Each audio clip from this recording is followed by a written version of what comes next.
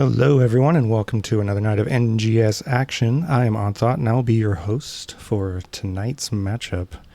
We're looking at Division B Northeast, and the two teams involved are Team Gobby Legs versus amateur opponents. If we take a look at the standings in B Northeast, Team Gobby Legs sitting in second place with 14 points so far this season. Amateur opponents nipping at their heels in fifth place with 11 points. So this is a top of the table matchup. I expect fireworks. Should be very interesting.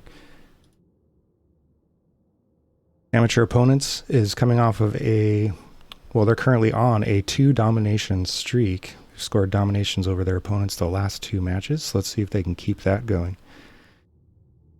Meanwhile, Team Gobby Legs are just perhaps starting a streak of dominations. They dominated their last team that they played, so we shall see what happens. Maybe they can turn that into a streak. Let's look at the map information real quick. We will be going to Battlefield of Eternity. The draft is about to begin. Battlefield of Eternity was chosen by amateur opponents because Team Gobby Legs won the toss and they chose first hero pick. So here we are, jumping right in to the first ban phase of this best of 3 set. Just to round off the map information, Team Gobby Legs banned Braxis Holdout and Cursed Hollow, while amateur opponents banned Towers of Doom and Dragonshire, so we won't see those 4 maps tonight. We also won't see Sylvanas, first hero, banned right out of the gate.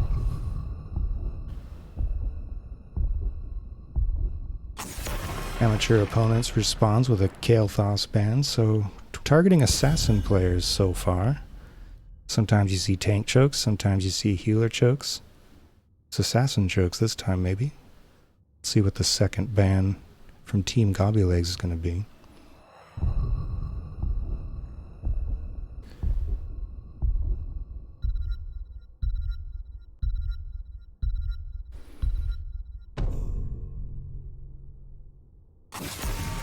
Alright, so starting to chip away at the healer pool just a little bit. Stukov banned out. TGL not wanting to deal with the pesky silences. Nice disengage options out of Stukov as well. Don't want to deal with that.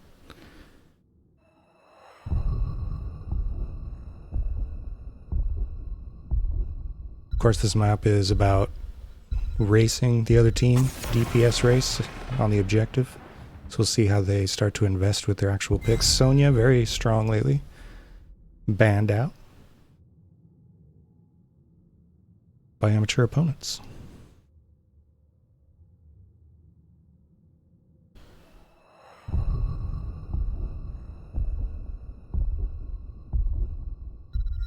Alright, so now we get into actual heroes that will be in the match. First one, Uther. Lots of control, some frontline presence. Can also help out with Peel in the back line.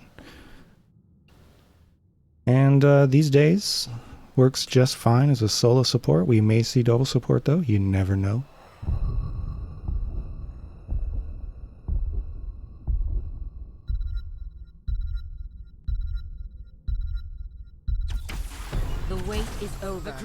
That's a solid rotation in response from amateur opponents. Going with the perennial favorite of Johanna in the front.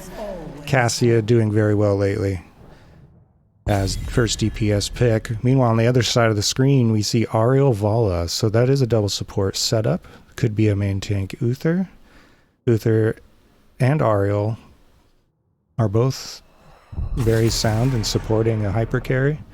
So that could be very interesting indeed. And Diablo, very popular tank lately. It's banned out by amateur opponents. Final ban of this first match in this best of 3 by Team Gobby Legs is going to be what? Perhaps a healer, another healer. Indeed it is, Anna. removed from the game. She has excellent CC, and her healing is just fine, and Team Gobby Legs doesn't want to deal with the constant sleep darts. Removing a lot of control options from amateur opponents with those bans.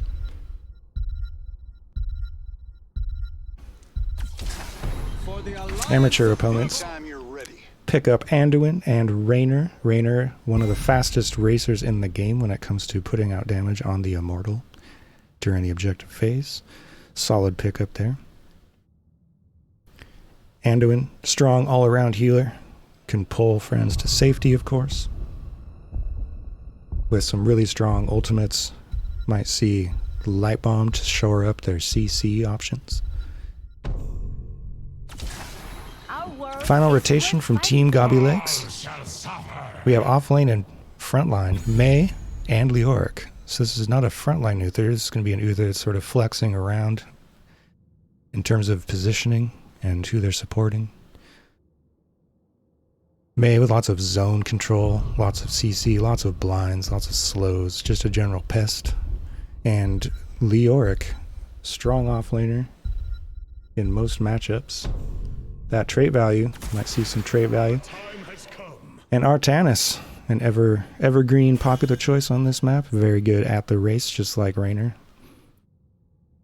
Vala, on the other side, though, is also extremely good. She can win the race all by herself, depending on how her team plays the objective phase.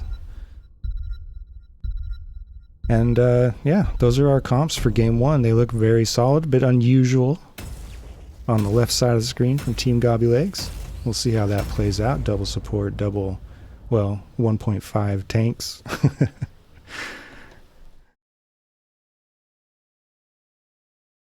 Alright, so as this is loading up, I just want to take a look at the map screen one more time. You can see those bands that I read out in a more visual manner.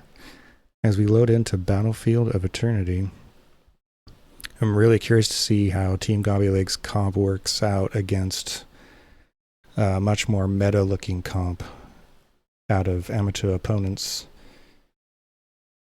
See how the blinds work out from amateur opponents against Vala. Do have blinds from Johanna, Cassia, and Artanis, so that should be pretty interesting as well. And here we go. Match number 1. Map number 1. As the two teams make their way to the gate, we have the starting countdown. In the red, we have amateur opponents. Butte Holidays playing Anduin. Raynor is played by Cactus Hand. Terminator will be playing Artanis. Johanna, piloted by E-Day15, and Cassia, played by Sonic's Bro 33. On the other side of the map, Team Gobby Legs, Leoric played by Wise, Mei played by Norseman, Pleo playing Uther, Lumi playing Oriole, and Terdo Didi playing Vala. And here we go, both teams are going to dance around a little bit in the bottom lane. Leoric hanging out top. It's a 5-hero commitment to bottom lane to start this off. It's a bit unusual out of amateur opponents. Terminator decides to head on north. And now we have the more typical 4v4. Sometimes you'll see if there's an early kill down here, the team that gets that kill will work on the siege camp just below the lane. So we'll see if that happens. Amateur opponents pressing up to about the halfway line, making their presence known. Norseman going to check that vent, E-Day15 saying, nope, this is my territory. And we have the first pause of the night. There is some latency going on. So let's see if we can get over that hurdle and resume this match.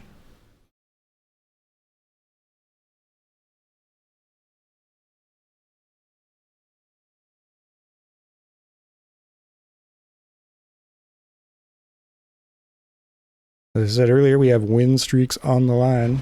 Let's just pop on out of the game for a minute while we're in the pause screen. But yeah, win streaks are on the line. Domination streaks from amateur opponents. They're coming off 2 domination wins. And Team Gobby Legs had a domination in their last match, so we'll see how that works out. And just in case you're just joining us for this Division B Northeast match, let's take a look at the standings again during the pause screen.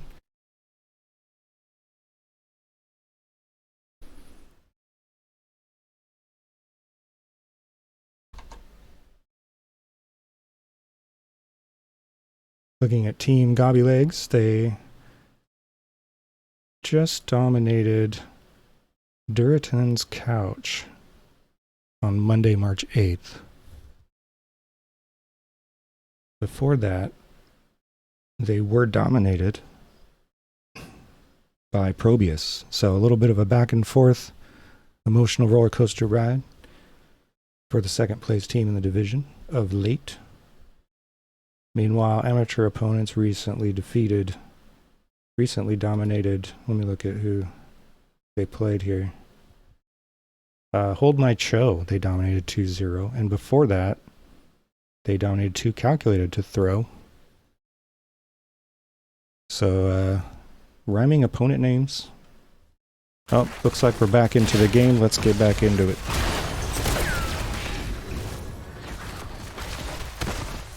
Hopefully the latency issue has been fixed. Vala's at half health. That shouldn't last long though, with 2 healers. Norseman pops the unstoppable trait for the main. Heals up. Snowball blinding Rainer, but Rainer's not shooting anything, he's just walking away. Just kind of tossing abilities out, getting a feel for the game, getting a feel for the other team. And now it's the team in blue that's pushing forward. Rainer rotated up to the top of the map. Looks like Cactus Ham has designs on the top siege camp. Sensing that, perhaps, Team Gobby Legs moves in on the bottom siege camp. Norseman doing a good job of zoning out amateur opponents. Sonic's Pro 33 throwing a couple of spears at it.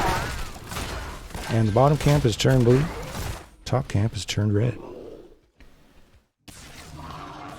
Terminator's having a pretty good time up here, by the way. Wise reduced to below 500 health. As the scrum continues bot lane. Led XGD in the chat says, I like the double support, but AO is unstoppable in all caps. We shall see. Bruiser camp being taken by Team Gobby Legs. Amateur opponents has yet to start theirs, but Cactus Ham's really low on resources, by the way. That could end up coming into play. And there they go, back into core to fuel up. Norseman rotating up to Terminator. Ooh, the whole team coming into the screen there. That sends Terminator back to tap and then head to the race. Objective phase has started. First team to whittle the health down on their opponent's immortal will win the objective. Meanwhile, at the bottom, amateur opponents working on theirs, and we're almost 50-50 on the 2 health pools. The red immortal is a bit weaker. It looks like both teams are going to race E-Day 15, poking around the blue team's region. Norseman having some fun with E-Day there, sliding in. A little bit of disruption play going on. And the first death of the game, Wise, will get blown up. First blood going over to amateur opponents in the 3rd minute of the game. And amateur opponents won the objective. First objective to the team in red. The Immortal's going to be marching from right to left. Its shield is almost gone, and when the shield's gone, it will revert to a melee attack. It's easier to burn down at that point. Bottom wall's taken down by amateur opponents. Looking for a play. Should be a stun coming out from the Immortal at some point. Might see a combo off of that. There's a root thrown out on Norseman. There's a stun from Ariel on E-Day 15. The Immortal is dead. Amateur opponents managed to destroy the entire wall structure for the bottom fort, and about 60% of the health remains on the fort itself. This is sort of an interesting little push meta here. There's the scouting from E-Day 15. And then from behind, Norseman with the slide in, the boot. Butte Holiday in trouble, is able to heal up. Turdo Diddy getting real low. Lumi even lower. And Butte Holiday gets the healer on healer kill. Meanwhile, E-Day 15 is also blown up. PvE getting the credit for that kill though. And Vala's gonna go back to base and heal up. So here we go. After that exchange, amateur opponents working on the siege camp bottom lane. There's a root thrown out on Norseman from Butte Holiday. And camp's taken. Bottom camp is red. Let's see if they support it or what they're going to do here with that. Wise having to back top lane. Terminator's been having a pretty good time up there. Comes the blind, and amateur opponents do want this fort. They're going to move in just a little bit. Then they decide, no, race is up in 7 seconds. Let's go ahead and head up there. Let's get set. Maybe get a pick here on a rotation. Norsemen doing their job as the frontliner though. Sniffing it out. They're having to defend. So we have a full-on fight going on around the blue Immortal. Big slows out of Wise right there. There's the pull from Butte Holiday onto Sonics Pro 33. Repositioning. Now the fight's over the red Immortal. Sonics Pro poking at the bottom. E-Day 15 and Wise going at it. Meanwhile, Vala's just sitting there chipping away at the Immortal. Happy as a clam. And we're going to be at halftime with Team Gobby Legs in the lead on this second objective phase. Some chasing going on in the jungle. Amateur opponents moving up to help Terminator perhaps. Terminator's chipping away at the blue Immortal. Norseman and Wise moving in to stop that business. There's a swap on Terminator. We have the Entomb, we have the Light Bomb. And there's Ariel going down. Team Gobby Legs down to one healer. Pterdo Diddy super low, still trying to get that offense out. May getting the kill on Terminator. E-Day and Sonics Pro a bit low. Rainer in trouble. E-Day moves in to help out, but it's not going to matter. That's going to be another kill for the blue team. Team Gobby Legs destroying Rainer. And they move down to finish off the Immortal. It will be somewhat close. Both Immortals are pretty low, but yes, second objective goes over to Team Gobby Legs. Meanwhile, amateur opponents, they're going to get their bruiser camp out. Bit of a counter push, a little bit of additional presence in this top lane where the Immortal's going to land. Not very much of a shield left on this Immortal. So we'll see how much value Team Gobby Legs gets out of this. E-Day wants to fight past the Immortal a little bit. Pops Iron Skin, moves back to safety, relative safety. And looks like the entire wall structure will fall. Let's see how much damage they get on the fort itself. Not much, just a tickle. Lumi in a bit of trouble. Out comes Sonics Bro's ultimate. Ball Lightning doing some damage. May throwing out her ultimate, catching nobody and dying in the process. That's another kill for amateur opponents. They are now ahead on the Butcher's Bill, 4 kills to 3. Both teams at level 12. It's been a very even game. Lumi getting the resurrection. Let's see if May gets killed again. Sometimes happens with those, but May is so slippery. she gets that, no problem. Meanwhile, the camp was taken.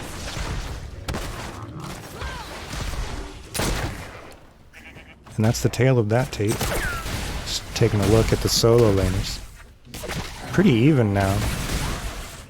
Leoric starting to scale up just a little bit. Meanwhile, the fight continues top lane. There's a stun coming out. There's the ball lightning. We're investing in a kill here, Amateur Opponents says. But none is to be had. Against the double support can be kind of tough. You have to be even more focused than usual. Be ready. Objective phases up in 23 seconds. Norseman very fashion forward. Taking a couple of hits from Cactus Ham. Team Gobby Legs taking their bruiser camp. Amateur Opponents camp is not yet available. Cactus Ham out of position here a bit. Trying to get back to safety. No teammates to help out. The Holiday's there with the pole perhaps? We shall see. Yes. Is it going to be enough? It will be. And there you see the strength of Anduin. Saving more than just a hero's life. The whole game's tempo is on the line right there. That could have changed everything. Amateur Opponents trying to recollect themselves after that. Terminator moving in along with E-Day. They're saying stop damaging R. Stop damaging. We're here to cause some trouble. There is the light bomb. A 4-person ultimate. Snowball coming out from May. And that's going to be 3 deaths so far in this fight. 2 deaths right now. 2 heroes currently off the map from Team Gobby Legs. So, big win there for Amateur Opponents.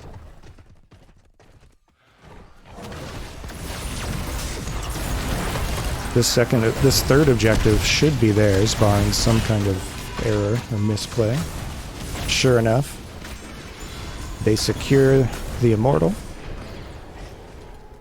Team Gobby Legs cleaning up top lane just a little bit, getting ready for the defense. Immortal has a very healthy shield this time.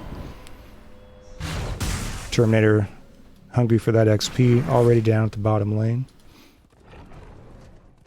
Actually, starting to move up. This is going to be a 5-hero push in top lane out of Amateur Opponents. Leoric remains bot for Team Gobby Legs.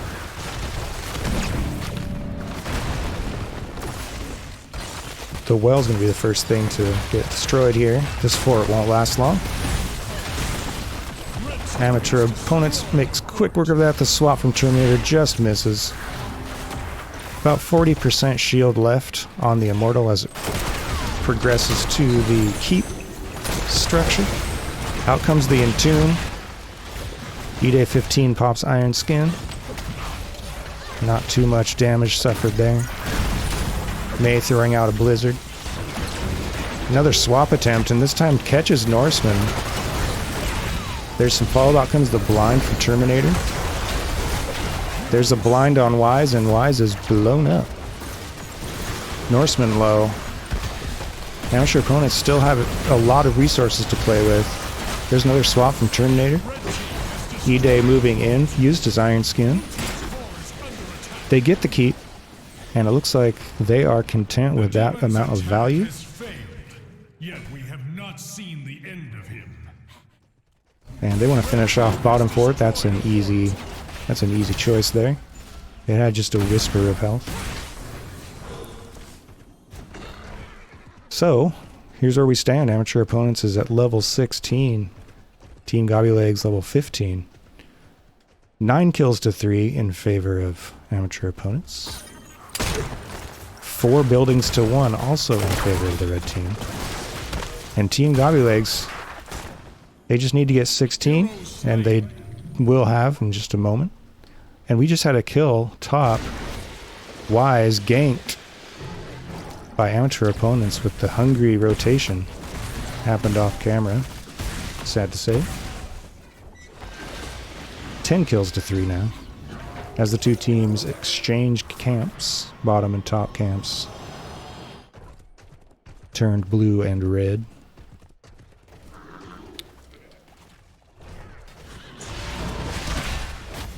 So we have pressure. Top lane needs to be dealt with. Wise is back up. Our eternal battle will soon be upon you. Bottom lane is just fine for now in terms of amateur opponent's perspective, but that's going to change. Team Gobby Legs going to be grabbing their bruiser camp.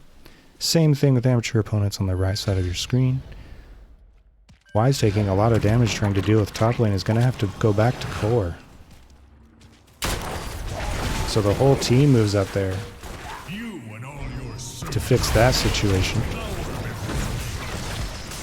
But that gives amateur opponents free reign to just burn the Immortal down better ground. in mere seconds, sending us to halftime. And with that bit of a lead in the objective, they go ahead and make quick work of bottom lane. Oh, here's an interesting move here from Team Gobby Legs.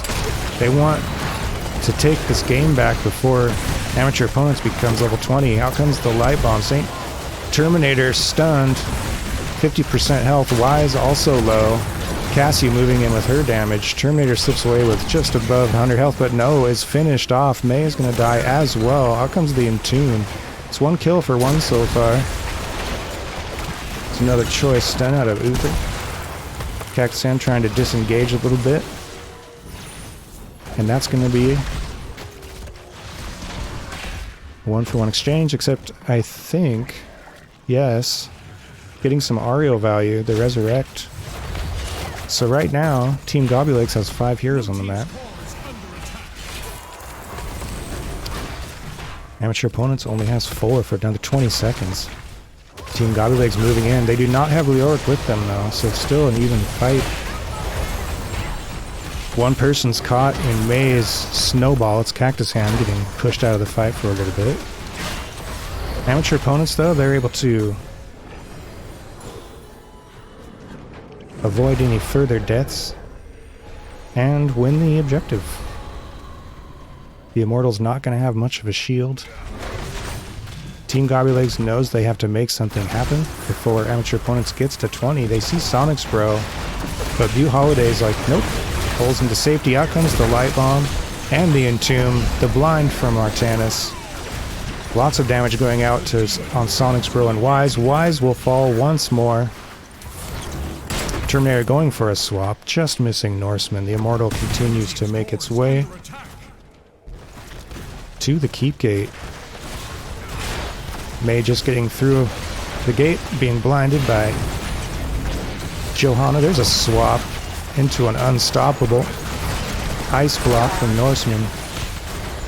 A big stun and a lot of damage going out on Terminator, who gets blown up.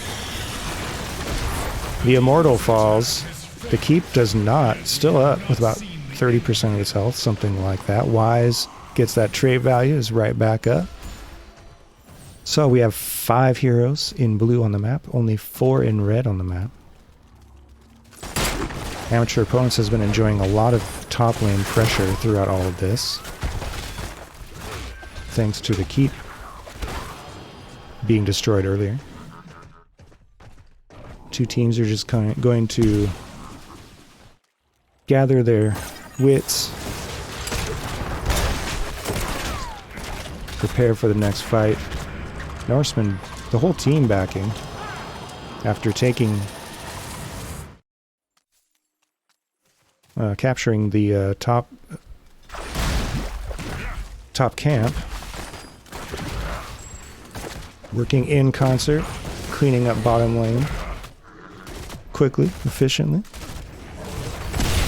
Amateur opponents showing 3 in the top lane with E-Day warding in the jungle. I will reach your position shortly. There might be a play here from amateur opponents onto the bruiser camp. They do have level 20. That does give them permission to move in here. Team Gobby Legs wisely steps back, but do they really? Norseman is involved. Misses the ultimate. Nobody caught in that giant snowball. But as a team, they decide, let's not throw everything away on this one coin flip by engaging on that. Let's just play for halftime with the objective. So as amateur opponents works on the Immortal, gets us to halftime. Team Gobby Legs cleans up the lane situation. Amateur opponent's very forward, looking for a kill. Both teams have 20 now, though. One team fight can decide this. Both teams are going to have to be a little careful here on how they... Oh, there's the Entomb with the silence. Butte Holiday pulling Ide 15 to safety. Getting lots of value this game. Pulling their teammates to safety. Amateur opponents does have a bruiser camp available still. Wise looks available to amateur opponents. There's a little bit of a fight there. Amateur opponents still ahead on the objective. So there's no strong urge to go in. Oh, until now. So here we go. There's the light bomb. There's the swap. There's the blown up Leoric. D-shield used on Vala. The hyper carry. Norseman very low. May was going to get blown up, but not before pushing 2 members of amateur opponents away. That's going to be a dead Artanis, though, in the meanwhile. As this fight continues, Cactus Ham now being run down by 3 members of Team Gobby Legs, including an Uther who's healing from beyond. And Uther self-reses. And that's going to be a big win for Team Gobby Legs. And probably an objective, although amateur opponents has moved into position to do more damage on the Blue Immortal. It's not going to be enough. They do get the shield down a little bit, though. And Team Gobby Legs wins the objective. They're moving in for more kills. Sonic's Bro in trouble, gets pulled by Butte Holiday. Ide 15, 50% health. Ball Lightning is thrown out. It's a bit of a disengage tool in this situation. No additional kills are secured. The heavens shall triumph this day. Amateur opponents are going to be down Raynor for another 14 seconds. This fort is going to be dead. Amateur opponents knows that. They're hanging out behind their keep gate. Let's see if they fight past the Immortal. Let's see how Team Gobby Legs does supporting it. They have 4 in support right now. Leoric making their way from core. Amateur opponents has mounting pressure top lane just a little bit. And there's a stun on Terminator, another stun. There's a pull from Anduin. Terminator below 50% health. Out comes the blind. We're going to see full on engage here. There's the Ball Lightning. More blind from Artanis. Norseman has to use their ice block and get swapped right after. Great patience from Terminator, waiting to swap till after that ice block is mostly gone. The Resurrect coming. But May is surrounded by red life bars, and her life bar is drained to 0. There's another swap. Wise in trouble. The Immortal is down, and that's going to be another death from Leoric. Amateur opponents all clumped up. Where are they going to... Oh, they almost caught... They almost caught somebody who was backing in the vent. Close call. Amateur opponent sees a victory condition here. They have 5 heroes to 3 on the map right now. May and Leoric are both dead for another 30 plus seconds. Amateur opponents moving on to the core. Ide 15 in the backline gets the light bomb put on them. Core's down to 60% and falling fast. This will be game 1 going over to the team in red. Amateur opponents. GG.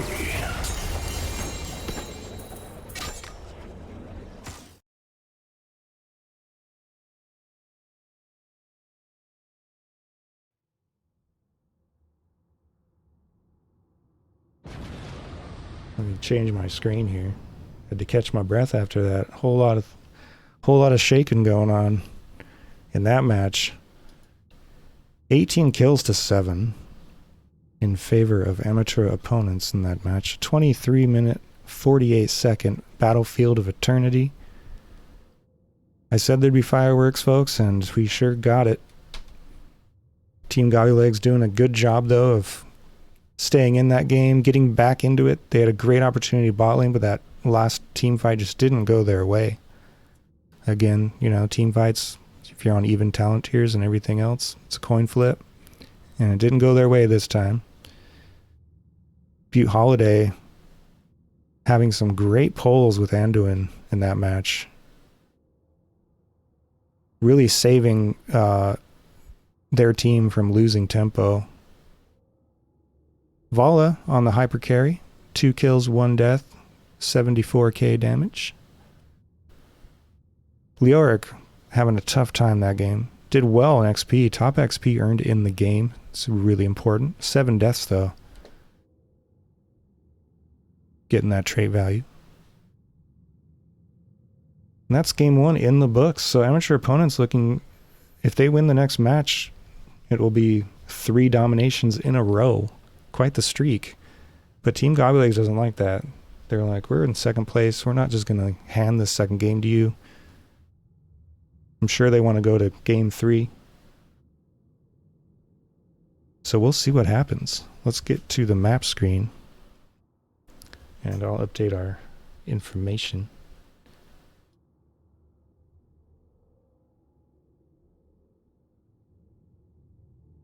Give amateur opponents a point on the night. And I'm not sure where we're going next, so I think we'll hear about that soon.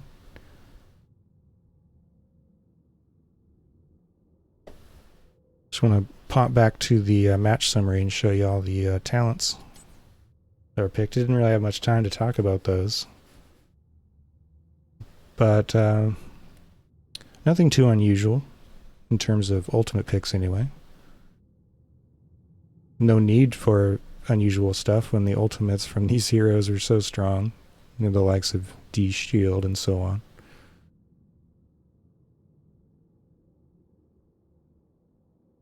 Alright, so it looks like we are going to Tomb of the Spider Queen for the next match. So I'll update the map situation here for you guys.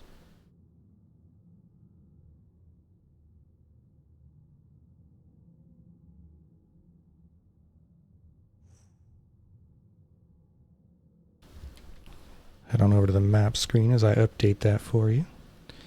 And it looks like Team Gobby Legs is going to have first hero pick again. So this is another amateur opponent's map pick.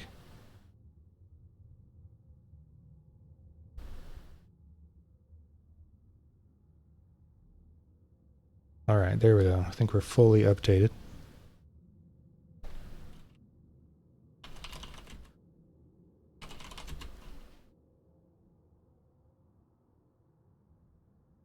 As the two teams are filing into the lobby.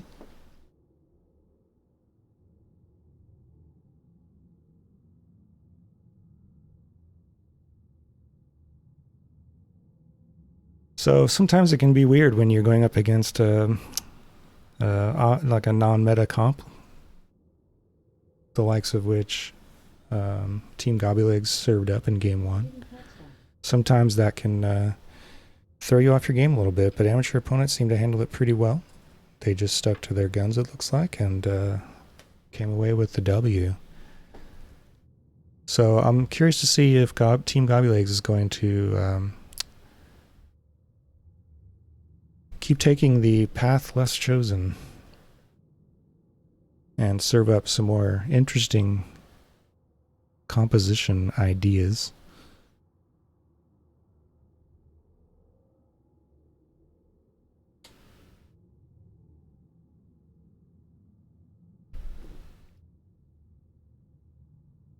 Take a look at the standings again real quick. This is the current state of affairs in Division B Northeast. Team Gobby Legs sitting in second place at present. They still can earn 2 points tonight if they can win the next 2 maps. All is not lost for them by any means. They definitely look strong in game 1. Just behind Yellow Owls by 1 point. But amateur opponents, as I mentioned, that 2 domination streak could make it to 3. That'll give them 3 points on the night, and that will tie them up with Team Gobby Legs. So lots at stake here tonight. Top half of this bracket is real tight. Stay tuned. Tomb of the Spider Queen is one of those maps that can be 25 minutes, 30 minutes long, or it can be 9 minutes long. Just never know with this thing. It's such an unusual, such a small map. And the smallest mistakes can really snowball if you're not careful.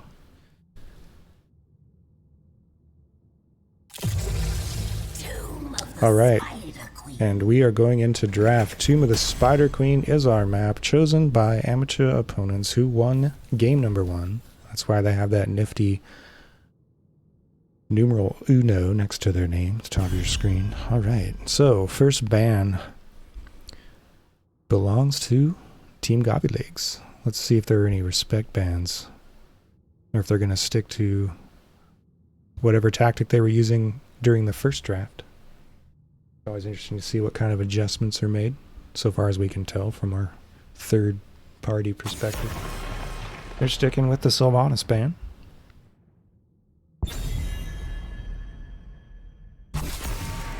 Hey, thanks to all of you watching, hanging out with us for this excellent match between these two top table teams.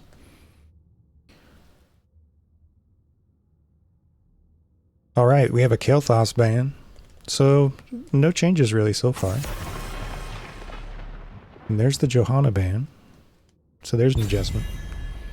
Team Gobby Legs didn't like what they had to deal with from E-Day 15 in that first game. Also, she's even stronger on this map than on many other maps because of her wave clear. And there's the Sonya ban once again. Chromie first picked. Not unusual to see that. Chromie's in a very good place right now. She's highly annoying with all of her control options and safe poke damage. I say highly annoying, but also highly effective. If she's on your team, tend to be happy about it. Let's see what their response is. First rotation. Stukov, who was banned last time, and Tychus.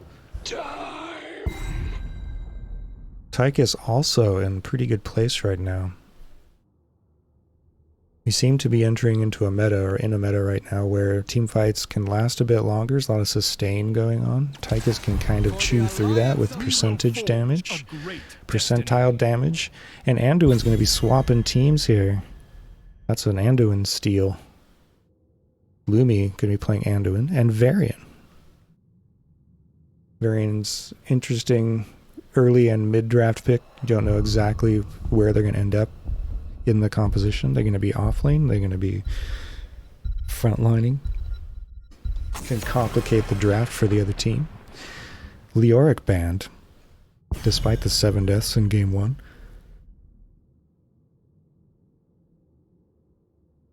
But Leoric is always solid on this map. Really good wave clear. Those in tombs, especially at level 20 with the silence, can win games. And so Leo's out of the picture. Deathwing, final ban of game number 2. Feldroth for real in chat says, let's go Gobby Legs. Gobby Legs with some fans in the house. Thanks for joining us for the cast. Alright, now that the bans are out of the way, let's see what the rest of these teams are going to look like. We have another rotation coming up from amateur opponents on the right side of your screen. And it's going to be Diablo, who was banned out in game 1, and Tassadar, the new Tassadar, although it's not that new. But in terms of how fast this game changes these days, that rework is relatively new. Could be argued. Moved securely into an assassin role. So we have Tychus Tassadar as the assassin duo. Meanwhile, Thrall and Greymane, lots of single target focus from Team Gobby Legs. They just want to blow somebody up. Tassadar can self-root at some questionable times, depending on the player and the situation. So that could end up being a tasty target for them. Stukov is also not all that mobile. Does have some disengaged tools. Gazlo, the final hero picked. super strong wombo possibilities with Gravel Bomb. Overall strong presence as an offlaner. Lots of self-sustain these days with the chest laser. Those are our teams, folks. We have a huge emphasis on single target coming out from Team Gobby Legs. And more of a, again, I'm sensing more of a meta approach from amateur opponents. Really making sure they have the wave clear covered and everything else. So we shall see as we load into the game.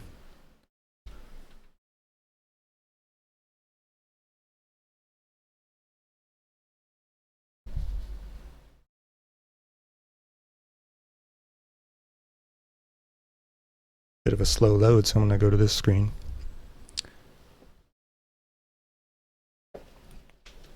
Alright, so we'll see how this aggression plays out from Team Gobby Legs. It's going to be really interesting. And we're into the map. Prepare yourselves. The battle begins shortly. Alright, in the red, we have amateur opponents looking for the domination with a second win on this map. It's going to be Stukov played by Butte Holiday, Sonics Bro 33 playing Tychus, Tassadar played by Cactus Ham, Diablo played by Eday 15, and Terminators playing Gazlo. Meanwhile, on the other side of the map, in blue, we have Team Gobby Legs, Wise playing Thrall, Lumi playing Anduin, Varian played by Norseman, Chromie played by Pterodactyl Diddy, and Greymane played by Plio. Go kill is the demand from the Spider Queen herself. We have 5v5 in the middle. Norseman and Wise staking some territory in the vent at the bottom of the lane. Chromie starting the wave clear with some sand, and now we have a full-on fight. Eday getting the flip on Norseman. Early game is going to be a little bit slower for Team Gobby Legs because of the variant. They need level 4 for variant to really start to come online. And there's a stun and a flip on variant. Cactus Ham throwing out the wall, but Anduin uses their trait. No deaths. Let's take a look at bottom lane. Wise pretty low, so is Terminator. It's a bit more even than the last game.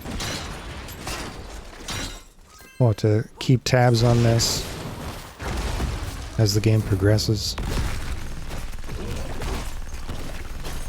Usually you have a 4-hero rotation. So collecting those gems, you can feed into those 2 egg areas. Cactus Ham playing it safe at the gate. Team Gobby Legs looking for kills.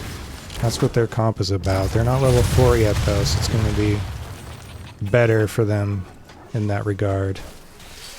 A little bit later.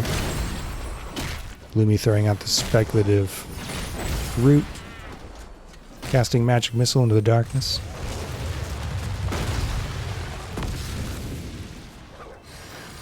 Seeing a mid to bot rotation a little bit. The bottom camp being taken by Sonic's Bro. Cactus Ham in trouble. Tassadar has no mobility, is taunted and blown up. That's going to be first blood for Team Gobby Legs. And that's exactly what Team Gobby Legs wants. That's what they drafted. And that's what they got. Of course, the death timers are very short. Still very early in the game, 2.5 minutes in. That comp will get more value as the death timers lengthen. And here's a taunt. Is Eday going to be able to get out? The team is coming up to help them. They're under 300 health and just barely walks away. It's good stuff though out of Team Gobby Legs. They drafted the comp. They know how to play it. They're doing it. You kind of live and die by getting those picks with this comp. And there's another aggression from Norseman. teammates weren't quite there though to follow up. It was more of a speculative move. Just setting a tone, it seems like. Now here's the full-on taunt. There's the follow-up from Greymane. More damage coming out from the blue team. V-Day's low. But not dead. How are our offlaners doing statistically? I'll pull those numbers up for you guys. Actually, I want to look at XP for that. In terms of the objective, Team Gobbylegs has a turn-in available. Wise turns in with the bottom egg. And that's going to be a blue webweaver phase. First objective going over to Team Gobbylegs. Norseman posted up right here looking for some tender victuals. None to be had. Amateur opponents rotating safely. Amateur opponents did get their middle camp out. That circle around that guy's spell armor, but that's going to get cleared out pretty quickly. Out comes another taunt, this time on Tychus. Songspro getting hit by the sand from the sky. Getting really low, but no kill. We're still at 1 kill to 0. This largely bloodless affair so far. The top spider is going to get cleared out pretty quickly. It's often said that the middle fort is the most important fort on this map, but it's the top keep that's the most important keep. Bottom lane, not much value earned there. But both towers are down. That's pretty quality. There's comes a taunt on E-Day. Health pool just dropping precipitously until about 50%, but then stabilizes. Team Gobbylegs keeping up the pressure. But as I was saying, you get those two towers down in the middle, it gives the other team less of a safe home base to retreat back to. Oh, here's another taunt. Out comes the damage. Silent Circle didn't really figure into it, but it didn't need to. They finally do get Diablo. Team Gobbylegs 2-0. Getting what they need out of this comp. It's high pressure early game. XP levels 9 to 9 though, despite the 2 kill advantage. Pull up those XP numbers again. Terminator has eyes for this bottom camp as Wise works on cleaning up the lane. Amateur opponents has a turn-in and they get it, so they're going to want to push these lanes forward. We have a rotation bottom to help secure this camp, and that's going to be Thrall blown up. Not the best time to die, considering the objective's coming right up, so we'll see how that plays out. And that's going to give amateur opponents level 10 first by just a little bit. Team Gobbylegs will get 10 as they start to clear out this objective. Out comes Cursed Bullet and Light Bomb. The Lightning Breath from Diablo, though, there's some value for you. Greymane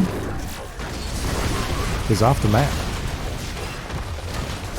Amateur opponents with that kill, they're going to move in on this top fort.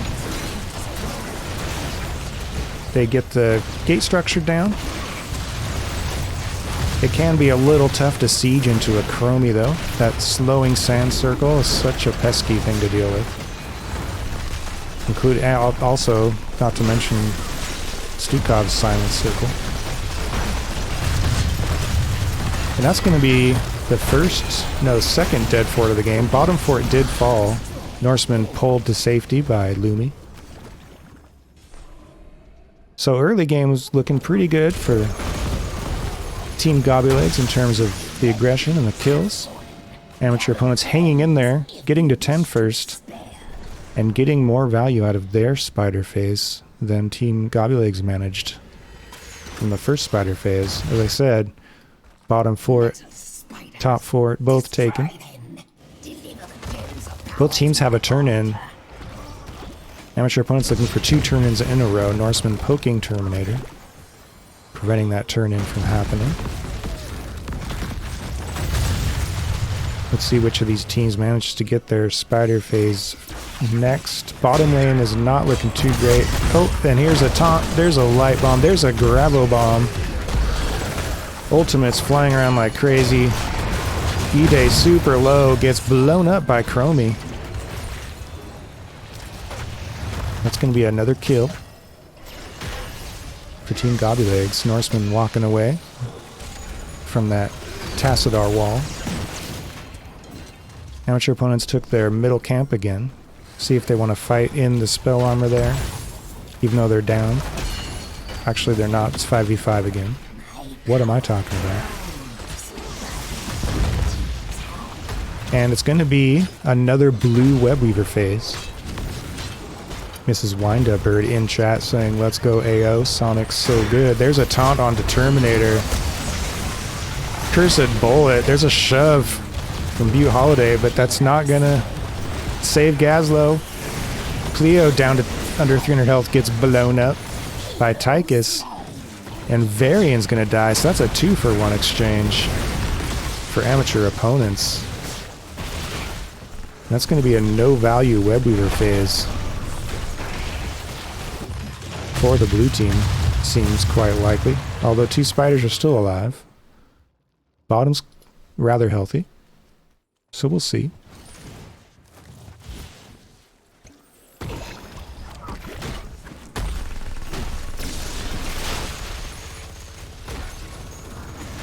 Yep, bottom lane gets cleared out. Easy peasy. Top lane looks like same's going to be true there. Shouldn't be much of a problem for Gazlo to deal with. And we're back to neutral in terms of objectives. Team Gobby Legs looking to make something happen, moving on to the right side of the map, and then they reposition back.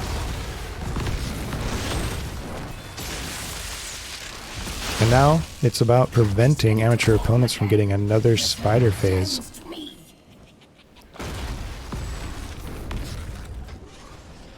They have more than enough gems to make that happen. Wise getting caught out just a little bit. Has to use Earthquake and the pull. Oh, the script is flipped. And the first person to die is Gazlo. So that was a nice turnaround from Team Gobby Legs. Amateur opponents has to lick their wounds now. No turn in for them yet. The lanes are mostly neutral, it looks like. Oh, here comes perhaps another aggression onto E-Day. It is pedal to the metal from Team Gobby Legs in this game from draft onward. Really wanting to assert. We're the second place team right now. Amateur opponents, though, maintaining that XP lead, however slight right now. They are looking like they'll be first to 16 if things continue the way they have been. We shall see. Being patient. Tassadar a little fashion forward there. Throws out some damage onto Norseman. Odin is popped. Amateur opponents wants this turn in. It's worth an ultimate to them to get it. And they get it. The red Webweavers will be descending momentarily.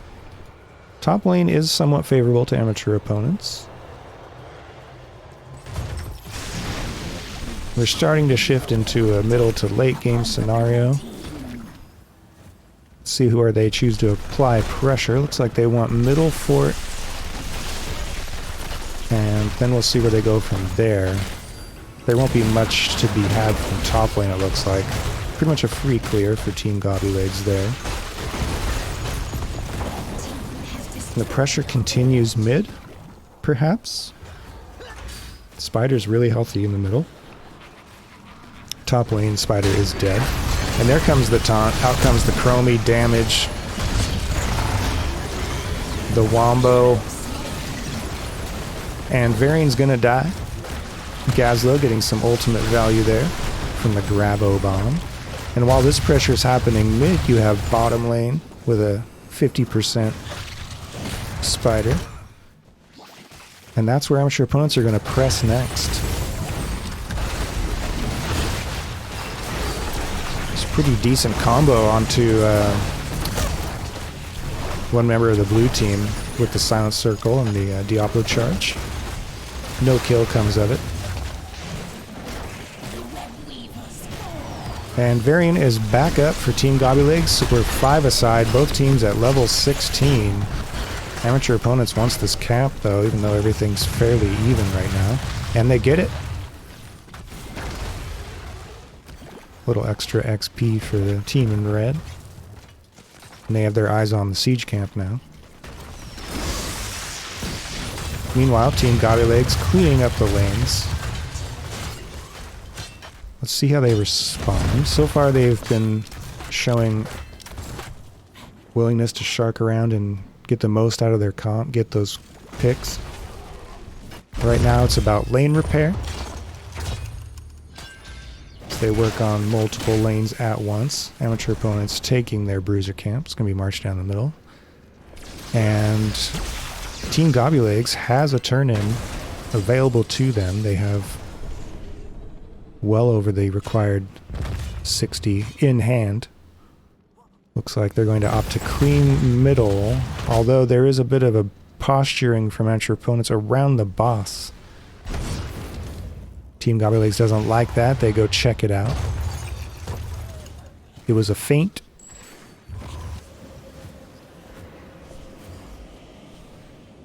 Amateur opponents playing some mind games right there. Helping their camp and middle get just a little bit more value. It's more lane. Another lane that's in favor for them. They also have bot lane in their favor. That's going to be the trouble that a pick comp has. It's not going to be quite as strong in the lane clear department, but there's the taunt. And there's the Cursed Bullet. The Chromie damage is just not able to finish off Terminator. Cleo is super low. The Silent Circle comes out. E-Day is blown up. Thrall getting the kill for that. Cactus Ham in trouble. Are they able to get out? Body blocked a little bit by the Odin perhaps. And that's going to be that. Spiders are on the map. Team Gobby Legs is able to summon them, so we have pressure being applied by them top lane. 18 to 18, 6 kills to 5. Chromie getting some more poke damage out onto Tassadar. Spider's at 50% health. This fort is also at 50% health. It should fall here. Out comes another taunt with Cursed Bullet onto Sonic's bro. Top 4 goes down, so that lane is even in terms of structures now. Team Gobby Legs moves to middle, make quick work of that fort. And then they'll just move away from there because that spider's just about dead. Chromie getting a little bit of siege damage, tickling that bottom lane just a bit. Revealing themselves bot. We'll see if that emboldens E-Day to make a play here. And it does. How comes the stun and the silence? Varian can't push any defensive buttons if he's silenced. A lot of gems lost. Chromie just inches away from picking them up. And that's going to unlock the boss for amateur opponents. They hit level 20 first. Kills are even 6 to 6. They also have a turn-in, so they're doing the combo right here. Boss plus turn-in. Top lane is really favorable for them right now. Cactus Sam pushing middle forward. You want as many lanes to be in your favor as possible. But top lane, appropriately enough, is going to receive the attention from the red team. Team Gobby Legs, this is a vital defense for them. Let's see if they can save their keep. Wise, super low, gets flipped. Oh, and pulled to safety by Ando, and Cactus Ham pops their ultimate. We have Archon now, running amok. Lumi rooting the Archon. Wise getting more, taking a whole bunch more damage from Tassadar. The boss is on core. Bottom keep is gone. Top keep is gone. Only a middle keep remains. Core still has a little bit of shield left. Out comes the gravel bomb into the lightning breath. That's going to be a dead Diablo. Core is at 87%. There's the taunt onto Tychus. Tychus is blown up. All kinds of craziness going on. Terminator trying to get more damage onto the core is going to fall. And now Butte Holiday and Cactus Ham, they have to get out of dodge. Successful defense. That's going to be 3 kills for Team Gobby Legs. Excellent defense from them, and they're moving from left to right. They have 30 seconds to get value before Diablo's back up. 25 seconds now. And I like this move up to top keep. As I said, top keep is the most important one. There's some hesitation though, and that poke damage from Cactus Ham is heavy duty. Meanwhile, Thrall having to clear base. Their core's already down to 35%. That's going to be really rough to deal with. Here's where the mental fortitude comes into play. You're down 0-1 in the set. Core is at 35%. No keeps. All is not lost though, folks. As I said, this map can go 9 minutes. It can go 30 minutes. You just don't know. There's another turn-in possible from Team Gobby Legs. They could get another spider phase. The lanes are not favorable for them though. Only middle lane is somewhat even. Seems to me that amateur opponents knows that. They recognize that and they're like, sure, go ahead and turn in. Let's see what value you can get from middle. We're not worried about the other 2 lanes. But you never know. If Team Gobby Legs can get a pick or 2, that could be all she wrote. Her comp is designed for that, so we will see. Turdo Diddy throwing out some poke damage with Chromie. Norseman taking quite a bit of damage, 50% health already. The middle spider is getting low. It's going to be killed really quickly. The gate falls in one of the towers, but that's about it.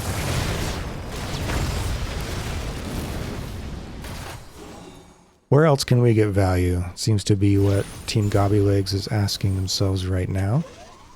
Do a little bit of assistance with top lane. Are they going to look for a fight? Both teams at level 21. We're in the 21st minute. No, they're going to shift down to bottom lane perhaps? No. Varian looking around. There's some discussion going on in comms, no doubt. You can see it in the body language. High tension situation for them with no keeps and a unhealthy core. They have no gems to, they have 19 gems to turn in, so no more objective to help them out. Looking at bottom camp, getting rid of that vision in the front of the wall. Amateur opponents, way back in base, cleaning up the bottom lane. That's going to be a camp taken for Team Gobby Legs, and they're moving forward. Norseman's hanging out in vents, looking for a possibility. Scoped out by E-Day 15's Fire Stomp. There's a shove. That's an ultimate out of the way. Although that's pretty low cooldown. Ultimate. It's going to be back in 10 seconds for Butte Holiday.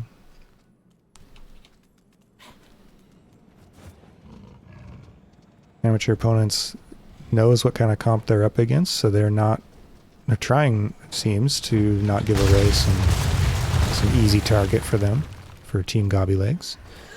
So Team Gobby Legs just has to sort of, alright, we're going to do a little bit of macro. The lanes are now favorable for the blue team, so they did a good job of reversing that situation. I think we have a core call here. Amateur opponents are saying, look, we're 23rd minute heroes, level 22 heroes. We're just going to go to core. We don't... Yes, and Team Gobby Legs senses that they were making a boss play. Are they going to get back in time? Out comes Earthquake. There's the shove, and the core is destroyed. It was too low. GG. And that's going to be a domination for amateur opponents.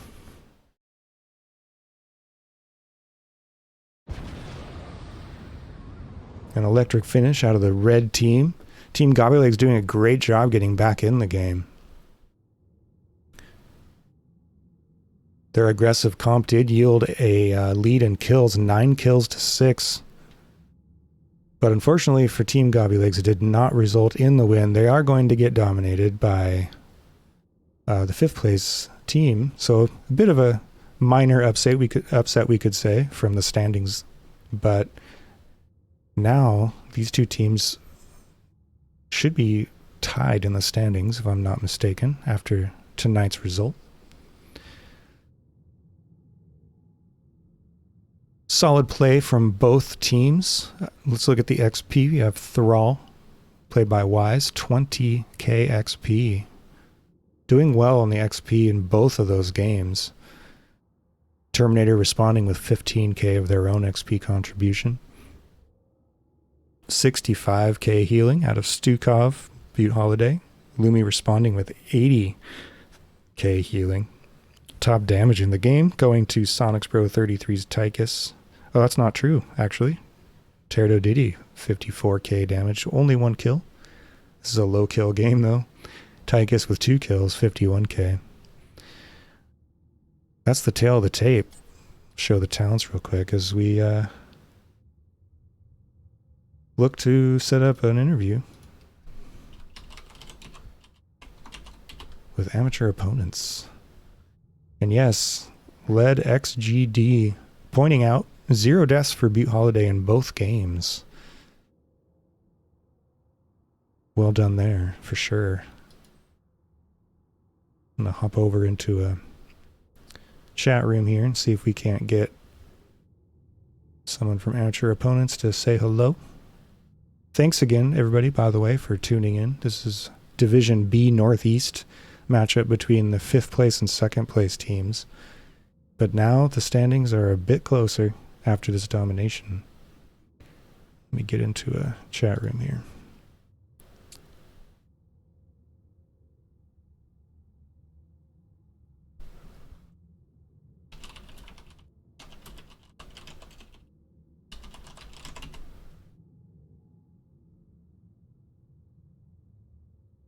Hello, is this Butte Holiday? Hello. It is. Hi. How are you doing after that set?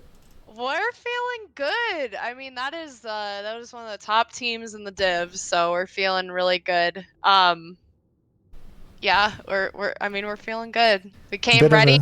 Oh, go ahead. We were excited, and we knew they were gonna be. I mean, every team in our div is good, but we've played them before in Heroes Lounge, so we kind of have some past rivalry going. So we were excited to play them again, and I mean, they look super strong in all of the VODs and the games that they played. So yeah, it was a good game. Yeah, they were coming off of a domination. You're coming off of 2 dominations, so you're on a 3 domination streak. Tell those of us who... Knock on wood. Thank you. Thank you for that. I said, thank you. I'm knocking on wood. Thank you so much for that. No. Well, I was going to ask you how that feels to those of us who haven't experienced that lately. What's it like at the top of the mountain? I mean, we struggled early. I think like a lot of teams can probably what am I trying to say? Relate to that. I don't know. I mean, I think again, I'll say what I said in the last interview. After our last game was we did the little things right. We were patient. We followed calls. We trusted each other and engages and disengages, and I think that wins a lot of games. There really isn't like some secret strategy, even though my team keeps telling me I keep giving away our secrets. Okay, well, I won't put you in that position this time, so you can. Oh, you can. I don't mind. It freaks them out, so it's fun. It's fun to troll my team. Well, even if you did reveal some secrets last time, the results haven't shown that it matters. So since you're on this streak, but yeah, maybe we could talk a little bit about Game 1, Battlefield of Eternity. You took us there. What was that decision about, and did it play out the way that you had hoped? I mean, certainly with the win, but I'm just saying in terms of game flow. Yeah, because so you did well early, and then there was kind of a resurgence, right, from Team Gobby Legs, and then. But anyway. yeah, so through scouting, we saw in their recent match history that they've taken 2 supports and hyper carry on that map specifically, and we have, I think, done historically well against it, and that's, I mean, surprise, surprise, people, BOE is a good map for us. So we were, excited. It's also a good map for them. They've had great success with, the comps that they've run on that map. That's, why they're, the top of the div. Right. But yeah, I mean, all of their picks were pretty expected. We just didn't know which hyper carry it was going to be. We saw a lot of Oriole and the Uther first pick. We banned out one of their primary offlaners, so we needed to work around that. But we got some really good value with the Artanis. It did look a little bit scary in the mid game, but again, I think that was because a lot of us, we were on different pages with team fights. We took the team fight from 2 different sides, so that's on us. And they took full advantage of that.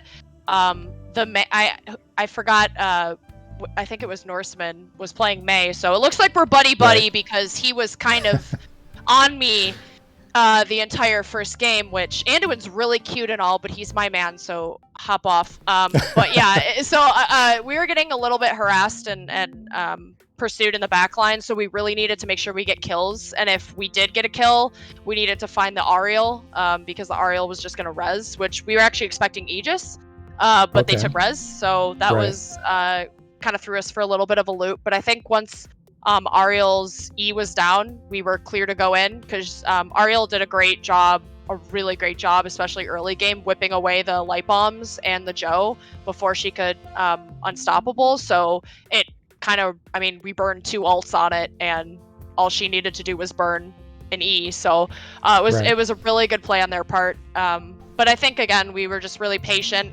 We had significantly better race than they did. We also had really good team fight. So we just needed to try for picks, but also focus on the race, and it ended up working out for us. And we can give Immortals, we have really good clears, so we felt that we had the best of both worlds in game 1. It seems like amateur opponents drafted to the map, in more of an intentional way, right? Same with both maps, like Spider Queen. Your comp was a bit more generalist compared to Team Gobby Lakes, who had very much in game 2 anyway, a pick comp. And so you're talking about your team having patience, and I think that really showed in the second game, because they were getting you early. They were getting that value that they wanted from their comp. Yep. But you were first to 10 regardless. So. Yeah, that's their thing. They run variant KT Stukov, variant Jaina Stukov, variant Jaina Anduin, like Diablo. Like, they run variations of that comp. That's what they do. That's what they're very, very good at, is layering CC and blowing up a target. Anduin kind of says nah to that, but they took the Anduin, so that kind of made for a little bit of difficulty. They did give up Stukov, which, I frankly don't think I was really that impactful, because I didn't have a cleanse, so whoever was taunted was probably dead, and was dead. So it was really hard to get to any of their players with the earthquake. Sorry, I think I've played Thrall like an ARAM once. The earthquake and the Chromie, like, it was just it was impossible. I feel bad for Ide. He was like, I can't move, it's so slow, like he was able to get out a couple times early, but then there were a couple of lockdown situations. Yeah, absolutely. The Chromie gave us some problems in Heroes Lounge when we played them. All of their players are really good. The Chromie played it really, really well, so we just needed to be smart, get picks, respect the variant, and we were able to do that. We had some great graphs from Shane, and our damage dealers were putting out the damage, and Ide was eating the brunt of the damage so we could live. So all around good team effort. But yeah, I definitely would say, like, they had our number, but I think the key is with that is, you just need to be patient, play to your strengths on the map, We had map control, we had map pressure. I mean, I think the Katas took 30% of their core, I think, Yeah, maybe. it's down to I don't like know, 20 to 35 or 30. something. Like, it Which took is a lot of their core. So right. we had essentially complete autonomy in terms of what we wanted to do. Like, we knew someone was bot, we could look for a fight. If they're 5-man, we probably don't want to do that. So I think our early game and being able to macro appropriately and, you know, adjust based on how they were playing allowed us to be successful in that game. Again, they're a good team. They're a tough team. If you don't respect what they bring to the table and what they're good at, you won't do well against it. So Right. we're fortunate that we, you know, came prepared and, you know, we played really well. So there's a fine line between respecting and fearing, right? mm-hmm. You can kind of cripple yourself if you cross that line into fear, right? But it didn't seem like your team ever did that, ever crossed that line. It did seem more of a conscious, like self-aware patience, you know, playing your game. So that was really fun to see. That also is a decent segue into the end game decision in game 2. So if you wanted to talk us through that, it looked like you sniffed out that they were doing boss, right? And yeah, I think I don't remember who ended up getting vision of, I think Greymane or 2 people, but they were clearly on, you know, the boss, and we thought, okay, so they can do a couple things. I was suspicious of a bush gank. I mean, they did it a couple times and it worked out really well for them. A couple people said they're probably on boss. So we saw, I think, 2 people on boss. And then I think 1 person was back. I can't remember. And then Shane just said, do we go core? And then Cax was like, we're going core, all damage on core. And I was frankly really nervous about it. But it was at 30%. So I guess, you know, it worked out. But in the 23rd minute or something like that. Yeah.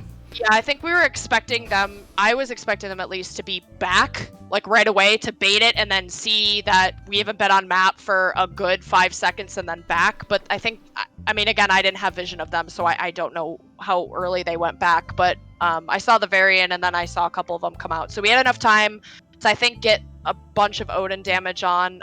Tess was able to get a full combo on it, and poor Ide was eating all of the charge of the slows from you know them. So maybe he needs to rename to Eat Day, because eating all that damage up.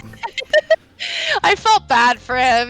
I love Ide. We're so fortunate to have him, and he's been an amazing asset to our team. And that's just a game that, like, any tank would just not have fun. Like, it's so hard. And you know, Norseman is an excellent Diablo player too, so, you know, we have 2 excellent Diablo players in this match, but, you know, we wanted to take them. So it was a challenge, but we got some excellent flips and combos off of it, like the variant pick in the top side by the turn-in. Like, that was huge. He just went in for it and we were there, we were ready for the combo. So yeah, sometimes it sucks and it's hard for some people. They may not have fun, but at the end of the day, if your team rallies around, I'm going to be cheesy here, you can accomplish anything. The W fixes all. The W fixes all. True. Very all true. right. Well, hey, it's been great talking with you. I wonder if you have any shout outs tonight after this domination. Shout-outs. Excellent. Yeah, shout out to you, of course, for picking up our game. We are all really excited that you picked up our game. I think this is the second one you've casted. You casted the unfortunate first game, which we will pretend that that game early days. Early days. Yeah, back in the day when we were all younger. No, just kidding. But we appreciate it, and, you know, hopefully it was good entertainment for everyone who came in. Team Gobby Legs, thank you guys for an awesome series.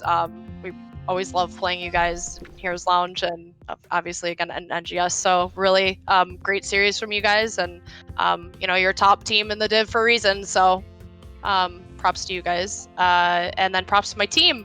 I mean, we played really well, and I'm really excited. We've improved a lot, you know, from back in the day, and I think it really shows. And I think we're definitely, you know, proving to people who might not know who we are, that level 1 from Artanis is still number 1. Shane did take it.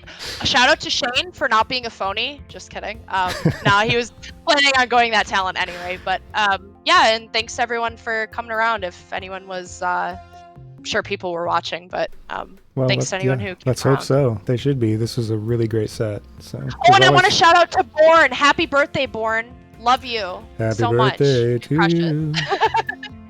So those are all my shout outs. I won't shout, Oh, and shout out to my new hot water kettle that I got. That's all I'm going to say. I was excited for it. Wow, the all-inclusive.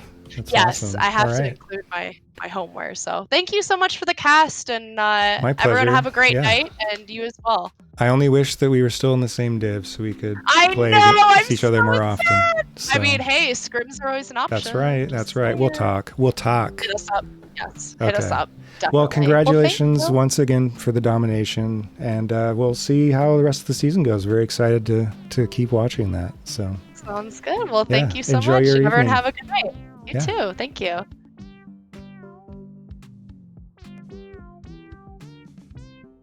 all right, folks, that's going to do it for this match, this Division B Northeast match between Team Gobby Legs and amateur opponents, with amateur opponents pulling out the 2-0 domination, keeping their domination streak alive.